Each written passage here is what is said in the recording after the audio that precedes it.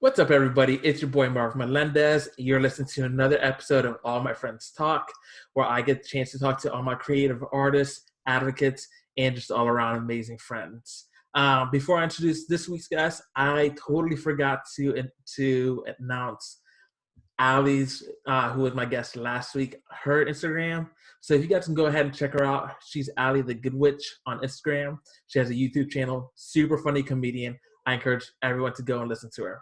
But today's guest is an all-around amazing mental health blogger, advocate, essential oils guru, Dani Brooks. What's up, Dani? What's up? How are you?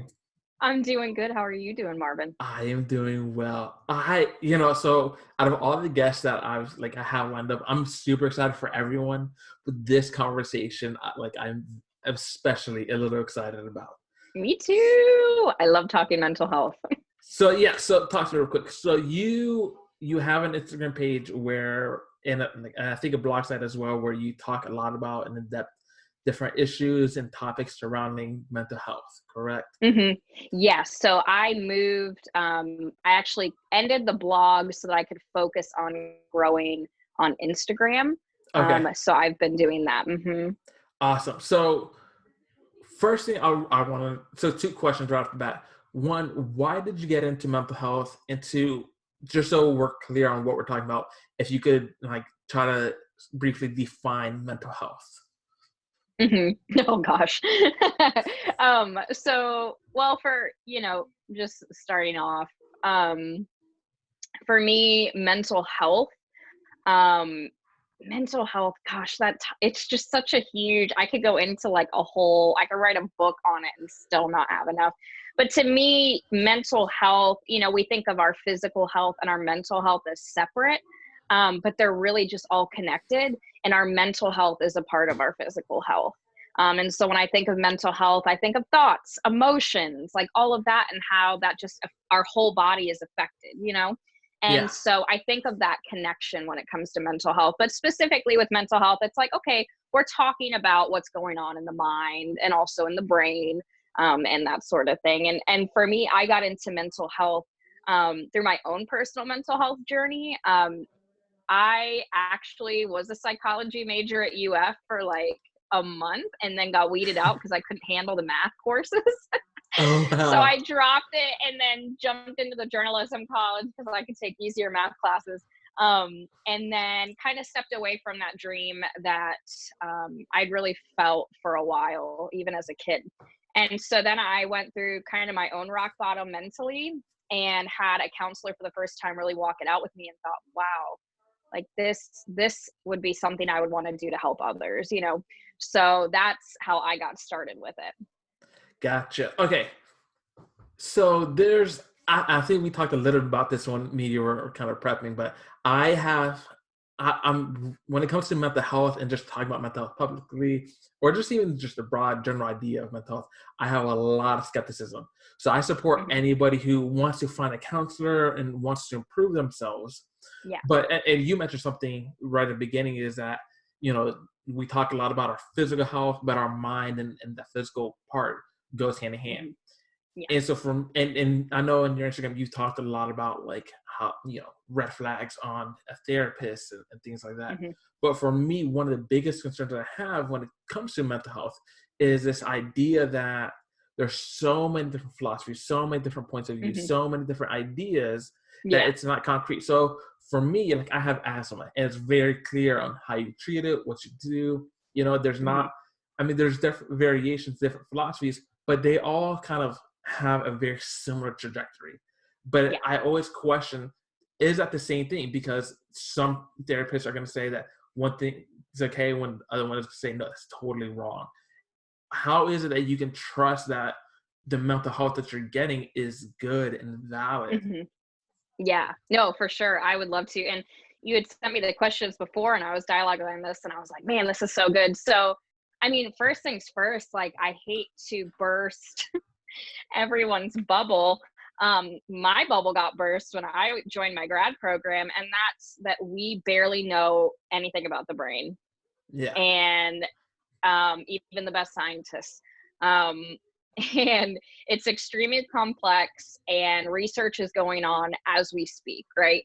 Um, but what we do know has been helping people and is continuing to help people. And one thing that I want to clarify too, because I can see how you and anyone else would be confused, like, how can we have all these different, philosophies? But what the thing is you have to look at them as they're different psychological theories. And so there's like a mother or a father person that dreamt this up and out of their experience did research, and this is what they then came up with. Then they did research to back it up, and then they had people join Yeah. them that said, hey, I actually am going to do a spin off of this. I'm going to take this, but I've actually done research and found something else. So it's all under the umbrella of one of those theories. So, but at the end of it, it's each theory. You can use multiple theories and multiple techniques from different theories to help one person. One of the beautiful things with my program is they encourage us to integrate different theories, to have one that we lean towards, but to integrate different theories and different techniques. Why? Because people are not one size fits all. There's different views Mm. that we as therapists, as humans, bring to the table. But ultimately, what a therapist is there to do is to say, I may have these opinions of what I think may work, but I think this theory or this technique might actually work for this client. I'm going to either refer them out to someone that does that sort of technique, follows that theory, or I am going to get the education myself to help this client through whatever they're going through. And so I take an integrative point of view where Got it's all like how a diamond has different facets. It's all how we look in through that diamond and how we're seeing humans. And every human is a different diamond. Like every human is different. And so think of it that way, that it's not necessarily philosophy, it's theories that are views of humans that have research backing them up and techniques, and they just continue to evolve. Okay, so that's really interesting because so I've seen different people. So there is this idea though, is that like let's talk about the faith portion on how like our Hmm. you are you're from my understanding you're still a Christian, right? That hasn't Yes. changed over the Yes, years, I am. right? Like you're still Yep. very much devoted to the faith, and so that's I going to know. be Yep. that's going to be very much a part of your philosophies, I'm assuming, correct? So yeah, for me, it's some counselors go to school. Like I'm getting a graduate degree from a seminary, but it is CACREP accredited. It is accredited by the nation's standards for this. And so there's some that have graduated and said, I'm just going to be a strictly Christian counselor, which, for example, if you have a Catholic come into a Christian counselor's office, I mean, you're going to have different views right there. There's different views in the Christian faith. But for me, I am being trained at the seminary to counsel anyone, no matter who they are, because I can help someone. And so for me, at my core, yes, I am a Christian. And of course, I'm going to pray for my clients. I'm going to pray that I look at them like Jesus looks at them, but I'm not going to tell them that. I'm not there to evangelize. And I have to be careful because I can't bring that up to them. They share their spiritual beliefs with me, and I respect them, whether they're Christian or not, because I can still help them regardless, if that makes sense. Yeah. So for me, it's going to start out in the background. It's going to start out where, yes, that's what I bring to the table.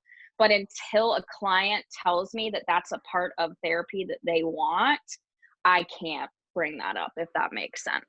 That does, but I think what my main concern is let's flip it the other way around. Let's say Christian Hmm. goes to a non-Christian therapist, Hmm. right? Yeah. And a lot of times, a lot of therapists might not disclose their faith in the beginning. Yeah, exactly. And, Some don't. and I think that's, to an extent, that's fine. But Hmm. when your sense of morality and your sense of right and wrong conflicts with either the client or the therapist, right? A therapist, let's take a and I don't want to dive too heavy into this, and I Yeah. don't really want to get into your specific point of views on this particular topic. Yeah. Yeah. Yeah. But I know where you're going. yeah, so let's say someone who is a Christian has this idea that, oh, they want to be in a same-sex relationship, Mhm. right? If that person, if but they've been told all their life that this is wrong, and the therapist very much supports that, they're gonna have this conflict of, oh no, it's okay because you're seeing this a lot of like embrace who you really are, right? Mhm. So whether or not you and I agree with that or disagree, there is a like an immediate disagreement. And so I guess my I'm curious is that how is that your sense of morality, if it's different than the client's, like how is it that you can still counsel them if there's such a difference of opinion on what you believe Mhm. is right and wrong? Yeah, and it's the same thing of how can I love someone that's not a Christian even though I'm a Christian? How can I um be friends with someone who's not a Christian even if I am, you know? I can still talk to them. I can still um hear them, and a big part of therapy is I, as the therapist, am there to listen to the client. A therapist that, if you want an outspoken therapist, that's who you want, go find them, you know. But for me in my training, I, as a Christian therapist who is also a therapist, want to be a safe space no matter what. So I want to be a place where LGBTQ people can come and talk with me. And if they find out I'm a Christian, okay, great. I'll dialogue with them on that, but I don't want that to take over the conversation because then it's me talking about me and I want to talk about them. And people think, if someone comes in who's not a Christian, how do I even help them? And I think that what I've learned in school for mental health is we all have a lot more in common than I think we realize. And Mhm. we can still love people even when we don't agree.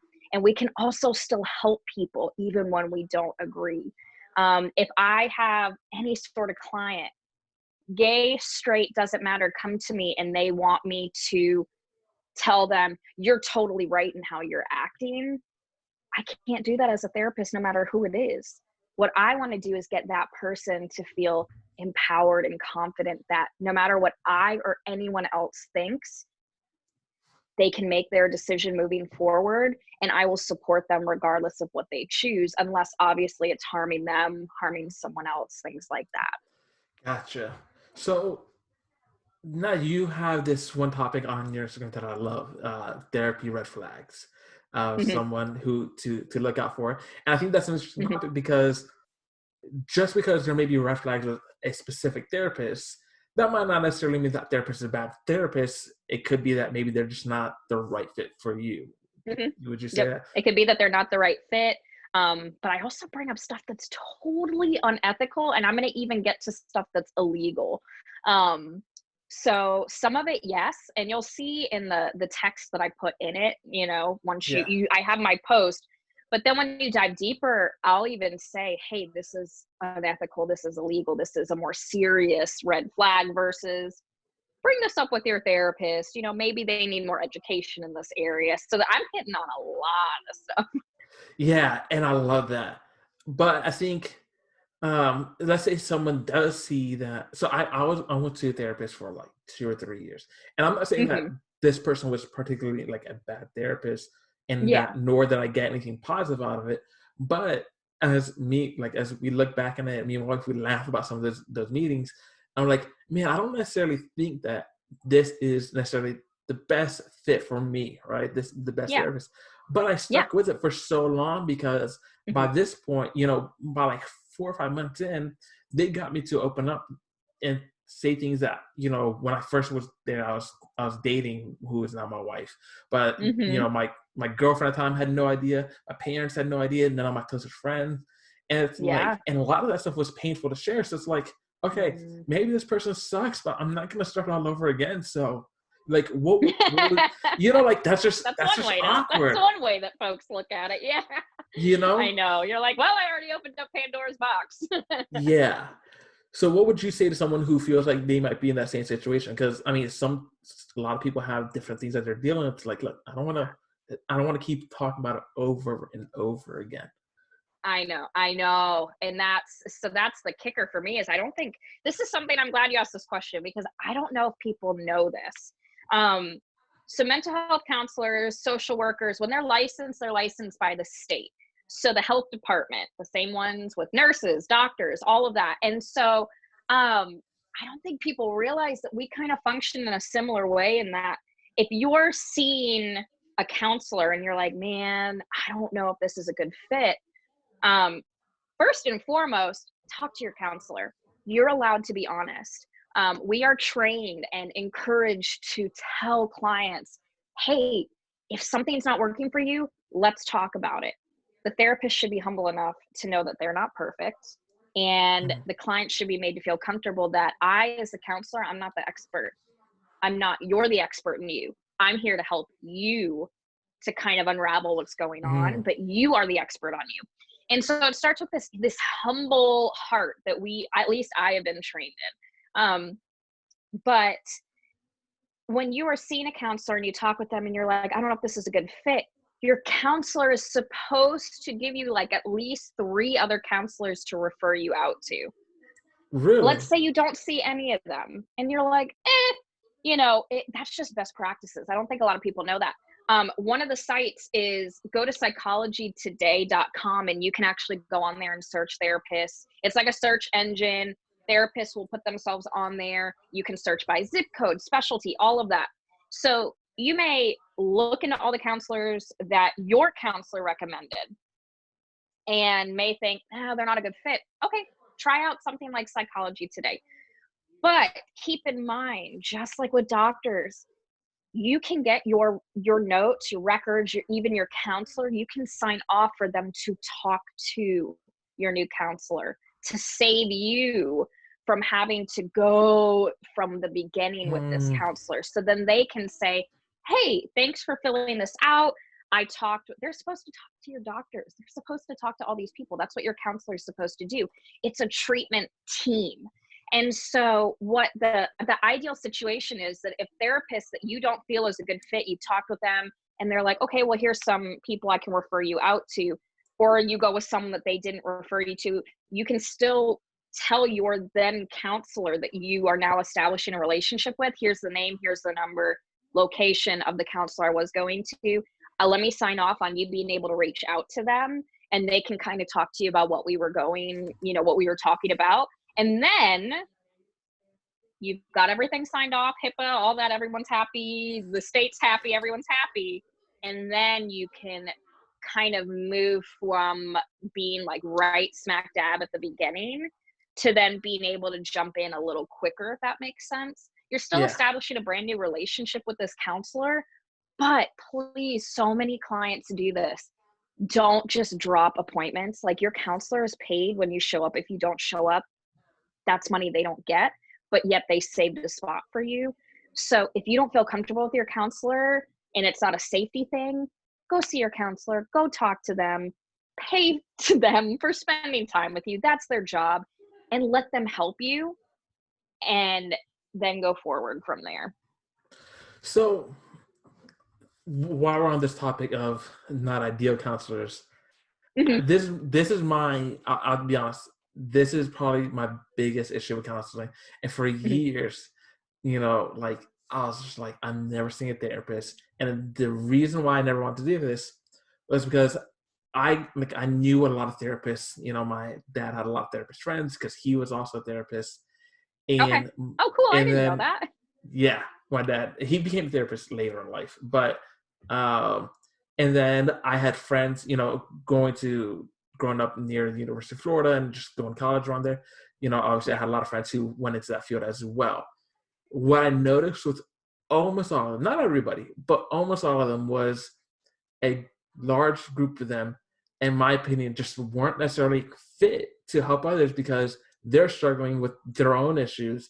And oftentimes it Mhm, kind of came off as like, and you touched on this in a little bit, but talking about like, oh yeah, I've gone through this, so I want to mhm. help Yeah. others, but they haven't necessarily fully recovered. They just won't, or there's this empowerment. It's like, oh man, it feels good to help others. I'm like, but how can you really help others if you yourself aren't necessarily like helped? you know, or you haven't necessarily dove Yeah, into I'm the following. treatment.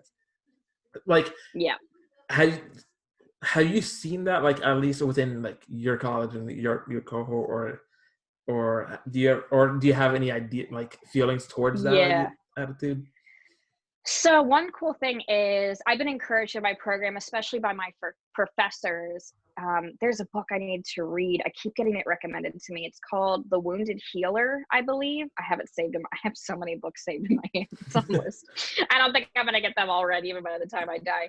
Yeah, I But feel that. it's this concept of being a wounded healer, that we carry with ourselves. Like, I'll speak from my point of view. I carry with myself um, my own mental health struggles, right? Um, for example, I reached a point when I was a part of something where I would have been counseling folks, and I knew that I was not in a healthy place. Okay. I stepped back. I was self aware and said, I need to go back into my own counseling. I'm continuing personal counseling actually as I'm counseling others, which is highly encouraged that we all as counselors do that. Um, but I stepped back. I got the healing I needed and got the go ahead even from my own counselor, doctor, that like, hey, you're doing better. Like, you're Mm, going to do great. Keep going. I'm here to support you. So now I'm entering into an internship and I am like, yes, I'm not perfect. I'm not fully healed. I don't believe I'm going to be fully healed until Jesus comes and takes me or comes back. We're never fully whole. Um, but there is a way for every single person as an individual to know if their struggles are dangerous for the client. okay. That is what we're trained in, is we want to make sure that though we may have a hard day as a therapist, we may have our own struggles, like we're going to have that. If it gets to the point that it will harm the client, we have to take a step back. So that's the thing. And that's why self-care is brought up a lot, especially to other therapists, not just with clients. It's not just getting a facial, whatnot.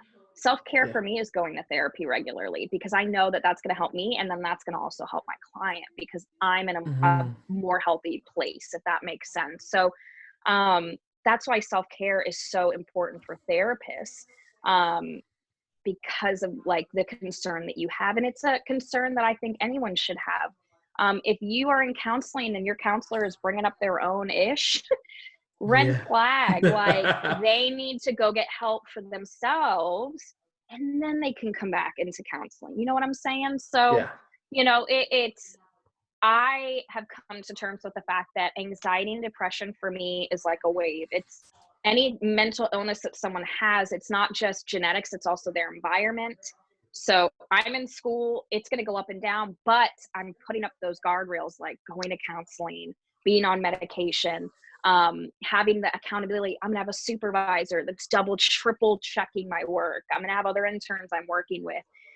Because what does that do? That keeps the client safe. Gotcha. Now, I I really enjoyed talking to you about mental health for a couple of reasons. One, I know you, and like you're sane. You know, we were friends for a long time. Yeah. Also, and I know that you have been open about the fact that like you saw it like your own health and your own journey. Hmm. Yep. But the biggest reason, especially why like, I invited you on the podcast, is that you are actively going through training Hmm. and you're actively trying to learn to improve. Yeah. So this kind of goes into the next two things I really want to dialogue, as long as we have time for it. But one, growing up in the church, I always remember seeing like the pastor teams used to offer a lot of counseling service, and I Yep. remember the other day, it really didn't click to me. It's like, oh, I don't know if is that even a good idea, because like I remember talking to Snow, I was like, if I ever become a pastor, instead of going to school for business or theology or whatever, I'll probably just go back to school for mental health and learn how to be an efficient counselor, because so Yeah. many people run Yep. to the church for like Yep. counseling needs. Hmm. But then there's the reality is that like maybe that pastor is good at giving like advice on how to grow in your faith with in Jesus, but Yep. doesn't necessarily have the training to equip on how to help your marriage or help your Yep. help your family, or help even just help you in a state Hmm. of depression. a lot of times the reaction is, but dive closer to Jesus. It's like, what? I get that. Like, I try. It's like, I'm close to Jesus too. Yeah, right? It's Yeah. like, but that doesn't necessarily heal the wounds that they have. Yes. What's your stance on pastors offering counseling services? Yes, I love talking about this. I actually wrote down my points because I can go off on a tangent. Um, so pastoral counseling and mental health counseling, it's important to note those are two different things. Okay. And they should remain two different things. Because pastoral counselors are not licensed by the state. There are not clear governing bodies or trainings in particular when it comes to pastors who are counseling. You can get a pastoral counseling degree. You can get that as like a minor attached to an MDiv or something like that. I totally get that. They're getting basic level training, and then it's on them to get training further. But who's regulating that? They don't have to have a supervisor that's trained. They don't have to have a supervisor that's okayed by the state. Who's checking on them? Who's making sure? You know what I'm saying? So that's the hard thing. And my professors have really harped on that as well, is it can get very muddy very quickly. And again, what does that do? Puts the client in a potentially unsafe position. And that is what we always want, is we want the client to be safe. We want them to be looked after, taken care of, and supported, because that's why we have a job. Like without them, we don't have a job. You know, they're the whole purpose of why we do what we do. Pastoral counselors, this is my hope as someone who is going to be a licensed mental health counselor, is they need to know when to refer out. So what I mean is, when it reaches a point where they are like, man, I'm not trained in depression and anxiety. How about, and it can go one or two ways. They say, I'm going to completely refer you out and send you over to this mental health counselor that I know if you're not a good fit, I'll help you find someone else, right? Yeah. Or they can say, I will still work with you as your pastor, but you need to understand I can only go so far with you. And then your counselor is going to be kind of, we're going to work together. You sign off that your pastor can talk to your counselor can talk to your pastor. If you want that, they work together to help you. You can do it that way as well. But it's when pastors think that they, just because they're Christians, and apparently I have a red phone line to Jesus that I guess I don't have. I think we're talking to the same God. That's where it gets dangerous, is when they think that they have something up on trained professionals. I've even seen in churches that we both know, where individuals are called counselors, and they're not. And what does that tell someone who's walking into a church who doesn't know that a therapist and a counselor, they are synonymous with one another? But when you get into a church, they may say they're a counselor, but they're not licensed. You should check for a license, all this stuff, right? I don't think it's on that person to know all those things. I think it's on that person that has taken on a title. You know what I'm saying? It's always on that person that's taking on that title and that mantle. And so pastoral counselors, pastors who are counseling, it is on them to tell their congregation, I can only go so far with you. Very surface level things in terms of, you know, I have an article actually on my desktop talking about how not all voices are demonic because that's talking about DID individuals, those with dissociative identity disorder who have multiple voices, multiple personalities, how that in some churches they would immediately go, oh, that's demonic, 100% demonic, when actually, if they were trained, they would know that that person has broken off into different personalities because they went usually through some horrific trauma. And in order to cope with that trauma, they separated from the self that was raped, that was all those things. It's their mind coping, and that there is actually a way to heal and bring all the personalities back into one. Wow. It has to do with trauma. So that's the thing, is a counselor who is just actually a congregation member that felt like God said, oh, thou shalt be a counselor, but not get trained, which is a huge insult to my profession. It can just get really dangerous. And what I want to see is the church, which the church should always be, is a referral network. People are going to go Okay. to the church, and even non-believers, they just think, oh, maybe I'll go to the church, they'll help me. So this is what I want, is I want pastors to think, okay, this is where if I overstep, I cannot help this person. I'm in dangerous waters. But I can go up to this point, and then I can refer them to this, and this, or this Gotcha. center, or this, all of that, this facility, this counselor. And they work as connectors. And again, not to say they can't work with that client, and I will work with pastors who have an interest in my client, yes. But be very clear that if they're overstepping into something that is actually in my realm because of my training, I have to make that clear. Because again, safety of the client. So humility is a must. Humility is a must, church, for sure. Yeah, and it sometimes even feels like when I talk to people who are church counselors or church staff, and they talk about like therapy or psychiatrists, there's almost like this idea. It's like no, they're wrong. Like a lot of times they won't recommend you taking medicine, or they won't recommend, or they Oh just God, yeah. assume that like God will heal you of this, or and and as I got to become older, I realized like no, like God is in favor of science, right? Like there is a sense of bodily functions and how the God brain is created wired. it. Yeah, and God created science. and if you're gonna say, well, like if something in the brain is incorrect, causing a mental disorder, but like no, don't take medicine, don't deal with that. Then at the same time, like I break my wrist playing basketball, or get a head Mm-hmm. concussion playing football, would you still tell me not to take any medicine as well? Would you still Mm-hmm. tell me not to go to a doctor and just say, Exactly. oh, well, the church has a first aid kit here and we can bandage this up? It's like, no, Yeah. like No, some that's a things great need example. some things need more than a first aid kit, Yes. and Yep. depending on the severity. Um, Exactly. No, that's a really, really good example. Like the church has that first aid kit. And then if they wrap up that wound and they go, man, like this is like bleeding, you need to get to the ER. It's the same thing of like, man, mentally, like this is as far as I can go with you. You're bleeding out basically. Let me get you to someone who can help. yeah. Now, Yep.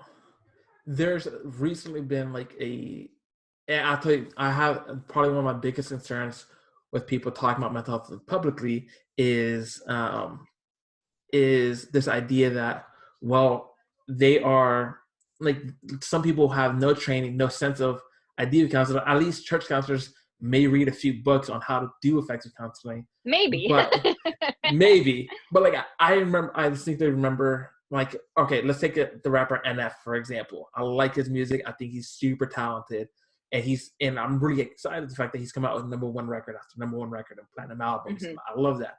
But the reality is that he is talking a lot about his depression, and my fear is that, like, well, if he's getting this platform because of depression, especially young teenagers and adults, I've seen this happen both, is, or that person's getting attention because of their depression, maybe I have it too, and it becomes almost like a copycat effect. Or I've seen other people where they had just gotten released from a mental health hospital due to attempted suicide. And not that I have anything against that. Like, if that's where you need to go to be safe, like, then absolutely Hmm. go. But the moment they're released, it's like, hey guys, this is what I just went through. Anybody else going through this? Let's walk this out together. And I worry that, is that a safe environment where people who aren't necessarily have any training, have any backgrounds, and they're just openly talking about this?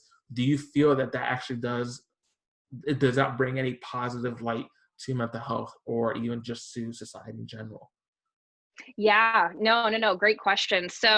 Um, so listening for me personally, listening to NF's music, I can relate so much, especially to the anger, because anger for me was the surface level emotion that if Mm, you didn't go deeper, you wouldn't have known that I was angry because I was actually depressed.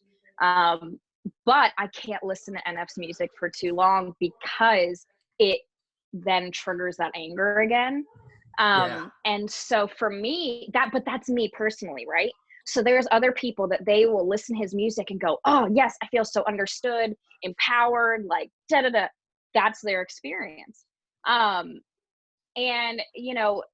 so I see the concern, but for me, if that individual is saying, I'm going to walk it out with you, as in, I'm going to get you these resources, I'm going to get you the crisis text line, I'm going to get you the number for this hospital that I went to that helped me, I'm going to help you find some therapists or something in your area. It's like that sort of surface level, like networking, assisting, like how we're looking at the church to be. Yeah. Like, amen. Like, we want people to be breaking down the stigma of mental health by talking about it. And I'm doing a suicide training, and this was something I learned just in terms of research.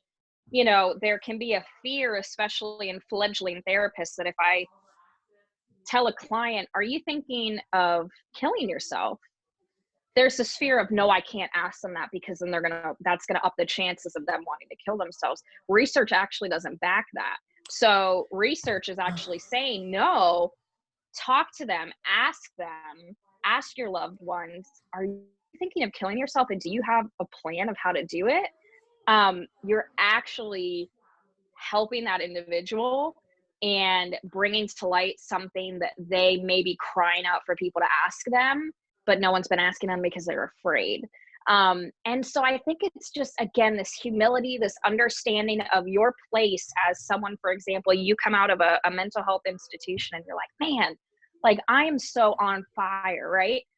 To be Yeah. able to help other people get connected like I was. So there's even job positions at mental health institutions that are called like peer support specialists. And they're those who have gone through addictions, obviously are not currently going through it, Yeah. but have gone through treatment for certain disorders and things like that. And they're actually hired on, or they're used as volunteers to help people who are going through similar things, because it creates that trust. It's that person gets it, I'm going to open up to them. So you have your trained doctors, psychiatrists, psychologists, and mental health professionals, yes, but that peer support specialist can be that avenue into something that the other professionals aren't hearing or aren't knowing about this individual. And so if artists want to talk about it, go for it. If they're not causing harm, but they're actually bringing an awareness to mental health and sharing their story, and then in turn sharing resources, I say go for it. Interesting. We got to make this last question because we're a little over on time. But Yeah, I good. guess that kind of is interesting to me from a different point of view, because what I've seen in the news is, and I don't know, I haven't really gone into depth of research of how well it's verified, but it feels as for me is that more and more it seems like suicide is more common and depression seems more common. And I don't know, is that just because we're able to talk about it more, or is it that, um, or my worry is that like exposure to this, especially on social media, can that cause like more of a ripple effect? Last in March, I either knew someone or had like mutual friends with people who had either attempted or did commit suicide on 3 different occasions. And it's like, Wow. man, never in my life have I seen something like this. Never in my life have I seen so many people. And I have lost people I've known to suicide, and I've had friends who lost family members to it. And I worry it's like, okay, is there a point where we're talking about it too much in an unhealthy way? Like for you, I'm fine with you talking about it because you're training and you're putting out resources and sources for your opinions, but that doesn't Yeah. always seem to be the case.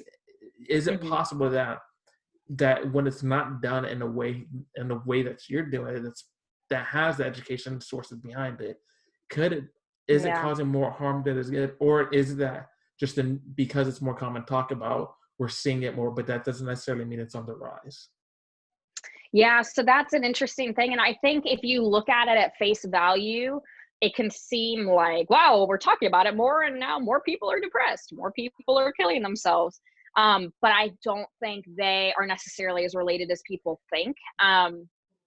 So again, research is still needed, but like I said, talking about suicide to someone and just straight up asking them, are you suicidal, is actually helping to keep them safe and can actually help to buy time for that person, and take away means to be able to keep that person safe and to be able to get them help.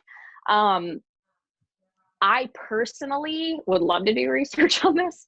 Yeah. I say I'm done with school, but watch me get a PhD and look into this. My husband's like, please, no more student debt.